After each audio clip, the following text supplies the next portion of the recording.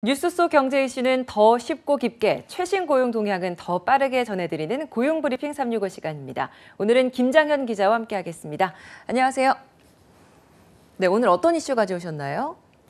네, 먹거리 물가 상승 쓰나미로 여러모로 우리의 지갑을, 마음을 힘들게 하고 있죠. 그래서 잠깐이나마 소주로 쓰디쓴 마음을 달래보기도 하는데요. 이제는 이마저도 어려워지는 걸까요? 네, 소주마저 3년 만에 가격이 인상될 거란 전망이 여기저기서 나오는데 이슈픽에서 짚어보겠습니다. 네, 우리 서민들의 애환을 달래주는 대표 식품 중에 하나로 손꼽히는 게 바로 이 소주인데, 소주 가격마저 인상되는 건가요? 네, 소주의 주 원료인 에탄올, 이른바 주정 가격이 10년 만에 올랐기 때문인데요. 소주 업체에 주정을 납품하는 대한주정 판매가 주정 가격을 지난 4일 7.8% 인상한 겁니다. 소주는 주정에 물과 감미료를 섞어 만드는 식품이어서 소주값에도 영향을 미치기 때문에 자연스레 가격이 인상될 거란 전망이 나오는 겁니다. 여기에 오른 거 주 원료뿐이 아니고요. 인건비 같은 다른 제반 비용도 상승한 건가요? 네, 소주병 취급 수수료, 물류비, 인건비 등 제반 비용이 대부분 올랐다고 합니다. 여기에 소주 병뚜껑 납품 가격이 이달 들어 16% 인상되고 빈병 회수 수수료가 병당 2원씩 오른 것도 소주 업체엔 부담으로 작용하고 있는데요. 이렇다 보니 업체들로서도 고민이 커진 겁니다. 네.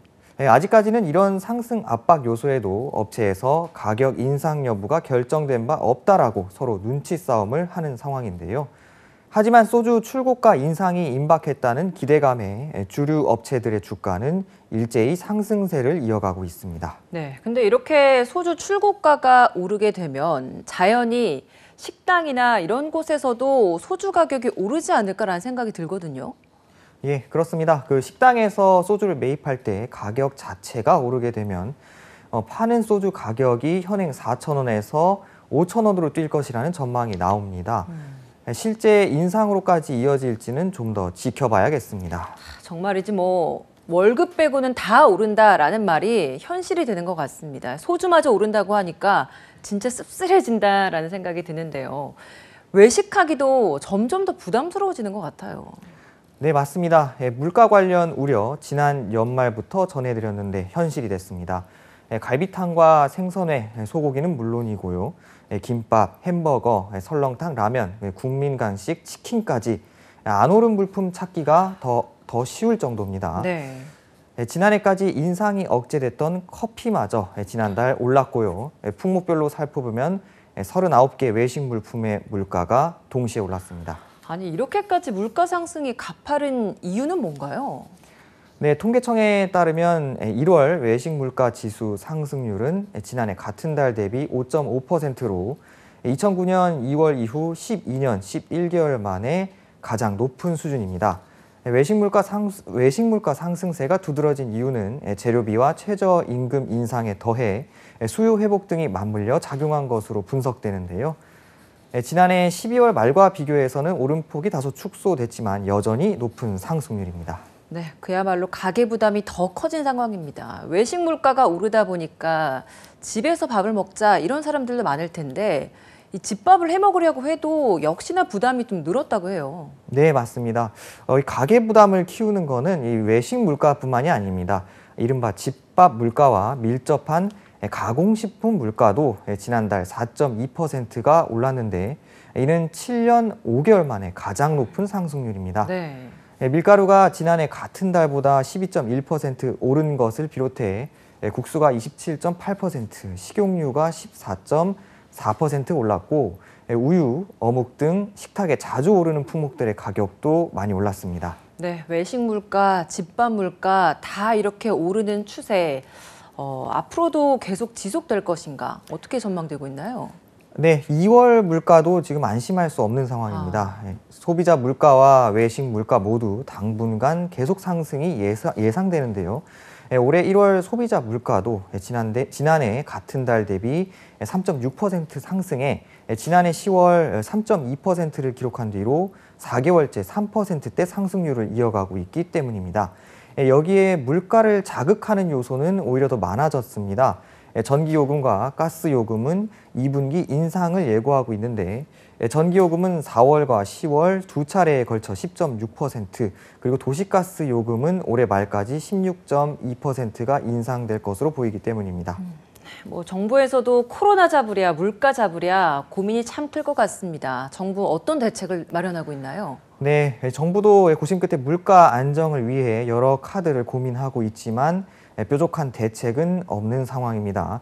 우선 오는 4월 만료 예정인 유류세 인하 정책을 연장하고 비상시 정부 비축유를 방출하는 방안을 우선 검토 중인데요.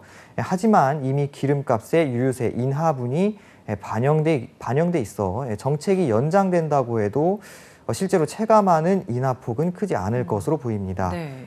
여기에 국제 에너지 가격 상승과 공급망 문제까지 겹쳐 정부는 당분간 물가 오름세가 지속될 것으로 내다봤습니다. 네, 한컷 이슈도 살펴보죠. 오늘 한컷 이슈 어떤 소식인가요? 네, 최근 예상보다 빨라진 미국의 금융 긴축 속도에 연초부터 하락세를 겪은 증시와 코인 시장, 이렇게 하락장이 되자 이 돈들이 어디로 몰리는지 알고 계십니까? 어디로 몰리나요?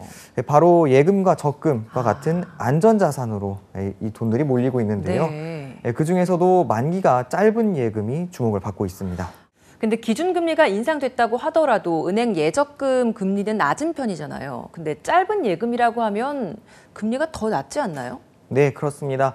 기준금리 추가 인상이 예고돼 앞으로 예금 금리가 더 오를 가능성이 큰 데다 투자 대기 자금을 잠시 보관할 용도로 활용하기에는 만기가 1년이 넘는 예적금은 적합하지 않다는 판단 때문입니다. 네. 그래서 특히 3개월에서 6개월로 만기가 짧은 단기예금 상품이 인기인데요.